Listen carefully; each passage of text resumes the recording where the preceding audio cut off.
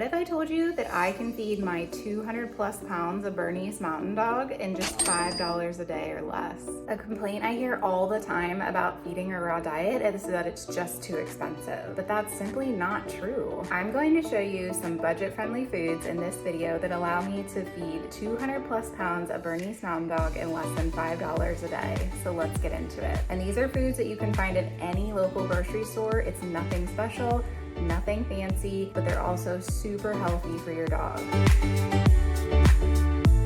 Welcome if you're new here, or welcome back. I'm Charlie. I've owned Bernese Mountain Dogs for over a decade, and I love giving you tips and tricks to help your dog live as long and happy a life as possible. The first affordable food for a raw diet is what I call just animal parts. And I say parts because there's a lot on the animal that you can feed your dog that is healthy, but best of all is cheap. Animal part that I love to use in my dog's diet is liver. So liver is one of the most nutritionally dense foods that you can get. It contains protein, iron, and important vitamins, which makes it supportive for anemia and also bone health. It is inexpensive, easy to find at your local grocery store, and comes in a variety of animal options. These types of meat can also be found at affordable prices if you're willing to buy in bulk or even head to your local ethnic grocery store. So I got these chicken livers for $1.59 a pound. Between my two boys, they will each eat a quarter pound of these liver and animal parts a day. So that comes to half a pound between the two of them for a total of $2.04. In a previous video, I mentioned the benefits of dogs eating raw meaty bones, and I'll link the video up here if you want to check it out. Pork, or really any type of ribs or other raw meaty bones, is another extremely economical option for raw feeding. They provide a great balance of the meat and the bone, and oftentimes these will go on sale at my local grocery store, or my butcher will actually give them to me for free. And I can also buy them in bulk there, which allows me to save even more.